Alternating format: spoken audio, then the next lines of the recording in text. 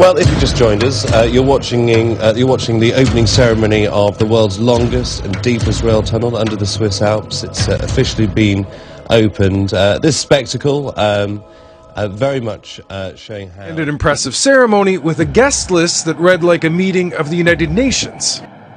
When you celebrate science, perhaps it's best to not get carried away. The inauguration ceremony included some, how should we put it, original choreography. It was quite bizarre. Aida Lami, do you associate this kind of dancing with the inauguration of a tunnel? I don't understand leaving art you enough. speechless. It leaves me speechless. I get claustrophobic just thinking about that tunnel. All right. We're going to leave. Where was that? That was in the tunnel? I guess it was at Seems- one of the two entrances. Anyway, there you have it.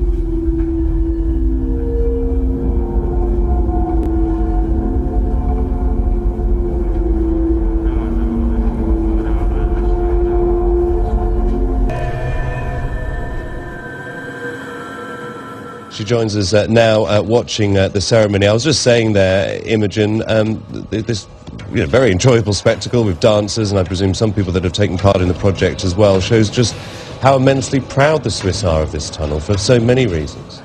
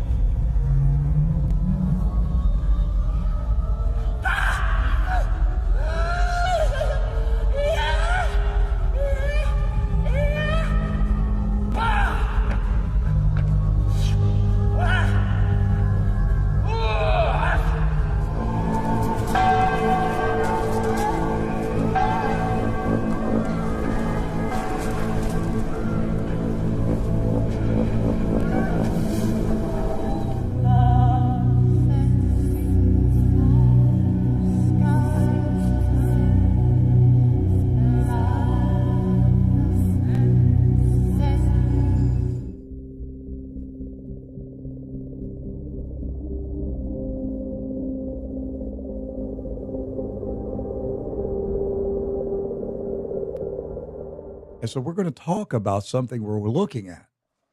Okay, so go ahead, Doc. Just start playing the audio. All right, Edward. So what are we watching right now?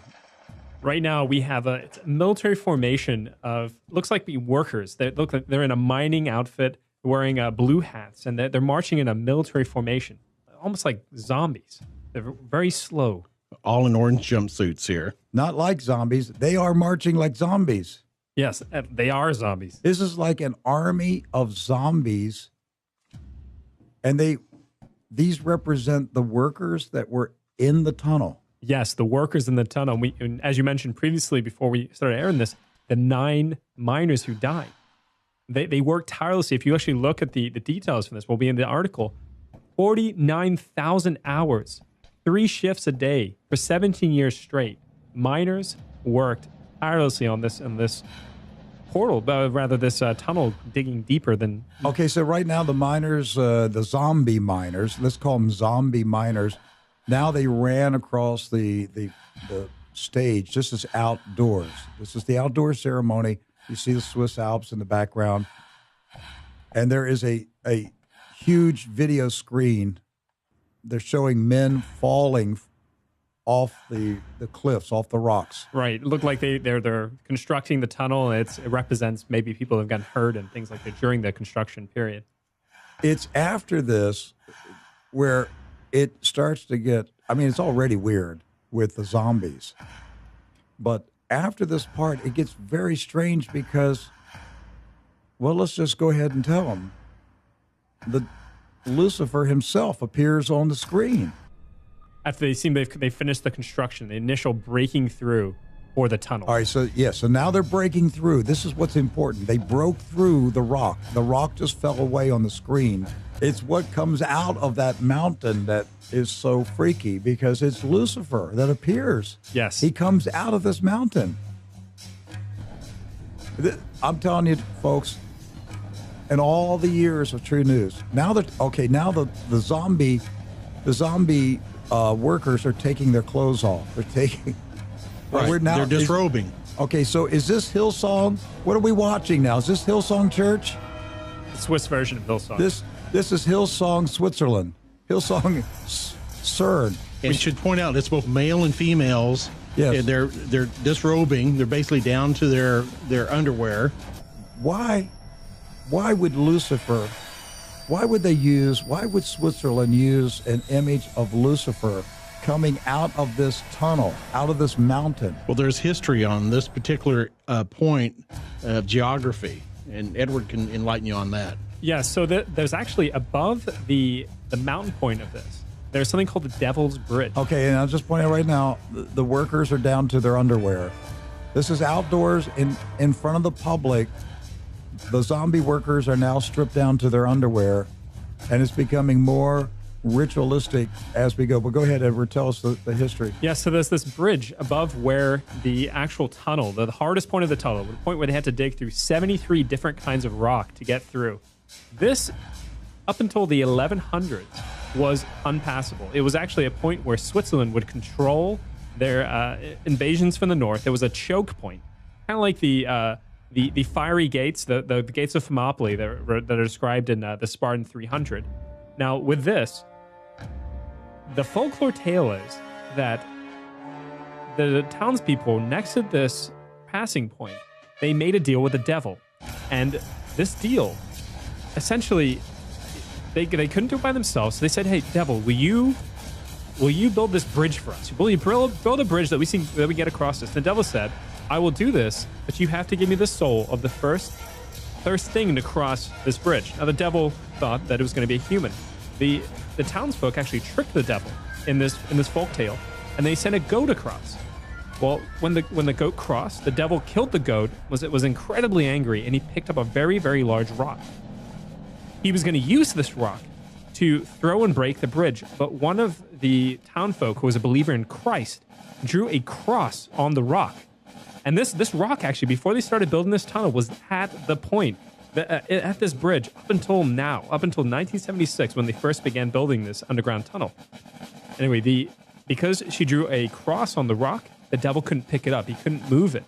And at this point, the devil had to flee. So the townfolk saw the bridge as this conqueror, this triumph over the devil. There's a group of men coming out in more traditional Swiss garb of red and white with large sticks. Now they're horns, aren't they? Yes, and look, the devil is right there. And now the devil has emerged in the back of the formation as a goat. It's wearing a goat head, like a ram. So wearing a goat outfit with the ram's horns and everything. I saw him. All right, so now there's Lucifer now as a goat. And he's coming out now, and he's furious. And what are these people in the... They seem to be like bushes, like hay. Yeah, like these bush people. When I say bush people, I mean like people that look like bushes. Yes. They're draped in wheat. Like it's a gold-colored wheat. Almost like swamp ghouls. And on the screen now, the video screen in the back, there's an image of Satan up on the screen. Ghouls. In the video screen in the back, there's a transposed image of the devil, the goat man. And they put like a fire behind it. It looks again, look, the devil is coming out of that portal. Right. So you got a guy, an actual person on the stage dressed as a goat who is portraying Satan. You see the Egyptian scarabs there? Yes. Yeah, what are those things? Those are Egyptian scarabs. Those are for devouring the dead. All right, I thought, what are these beetles? They look like three big beetles. They're Egyptian scarabs. And there's three of them, just like there was three spirits and the three miners that got sacrificed in the beginning. Man, Doc, I didn't know you knew so much. I read. I just thought they were big green beetles.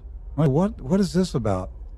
But Lucifer is So now in there's a full view on the stage, and now he's turned into what? portal of eyes now. Yes, like all eyeballs now.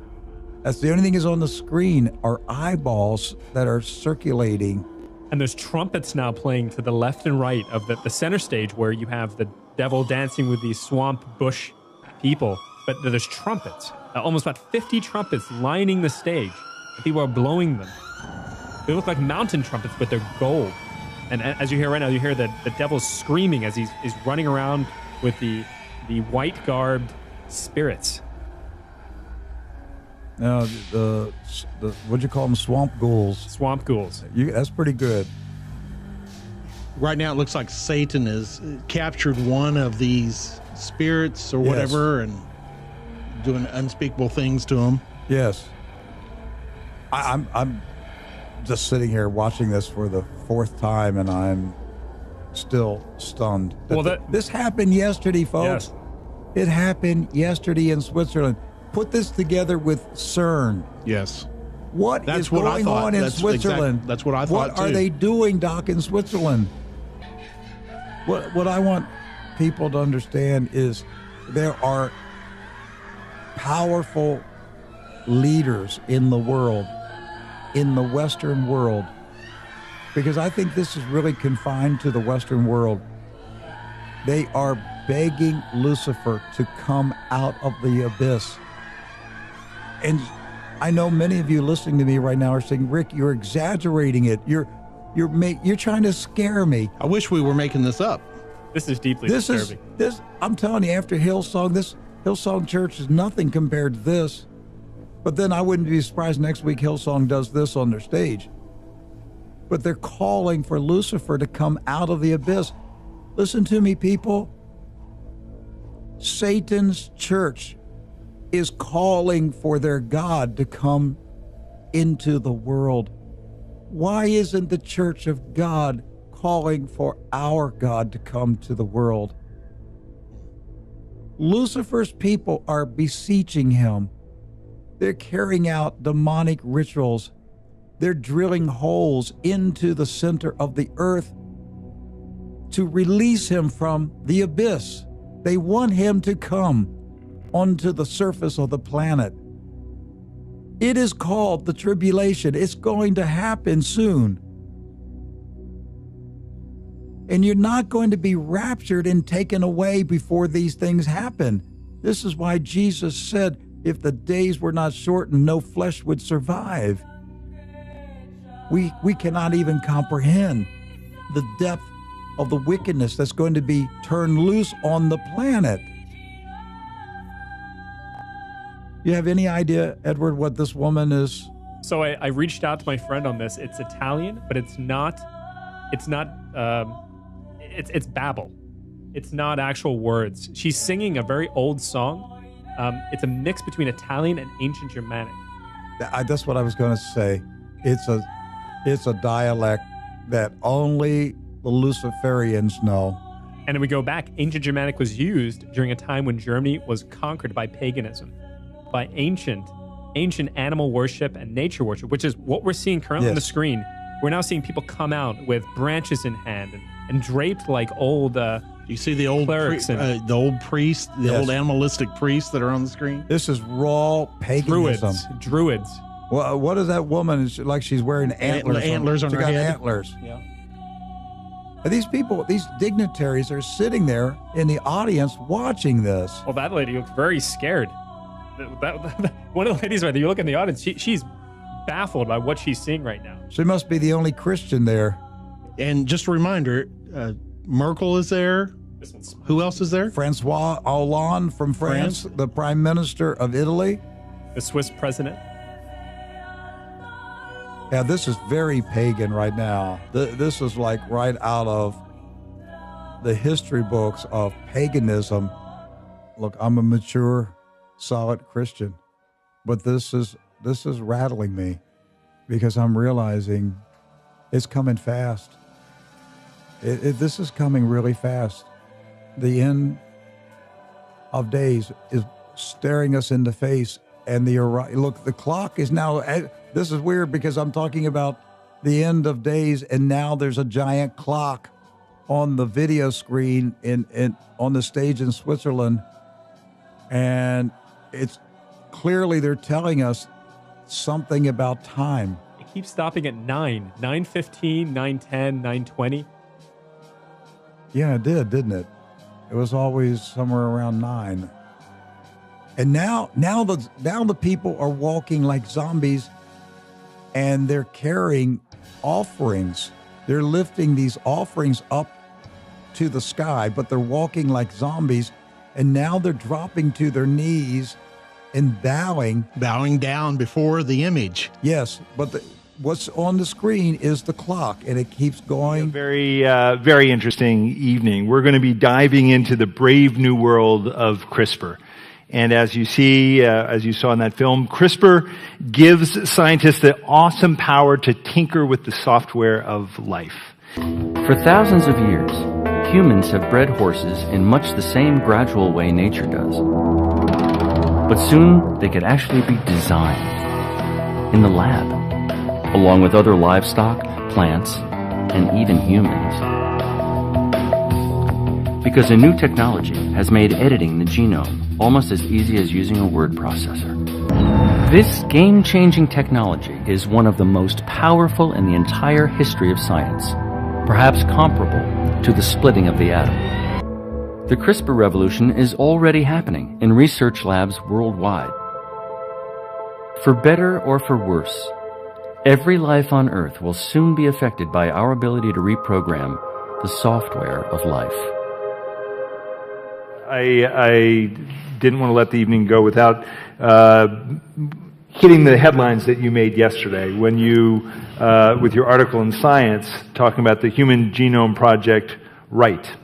You called for a huge publicly and privately funded project to construct large plant and animal genomes, including humans, from scratch.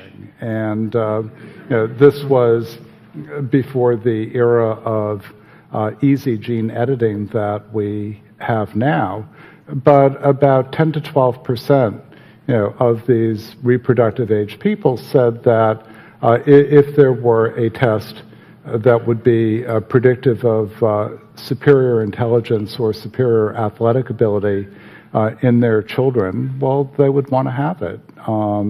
And as we've seen, for instance, with consumer genetics, that people won't be denied in terms of the types of information that they'd like to be able to achieve. But once it's proven to be safe for particular ways, we're going to have a conversation about what the limits are for how we would use that technology. There are still people who would, who like I said, see that as a line in the sand that we should never cross. But my belief is that we will and should cross it in some cases. There's a shorter timeline for testing those things, but how do you regulate that? I mean, I don't think there's an answer. You can regulate against it, but you might not be able to prevent it. Yeah.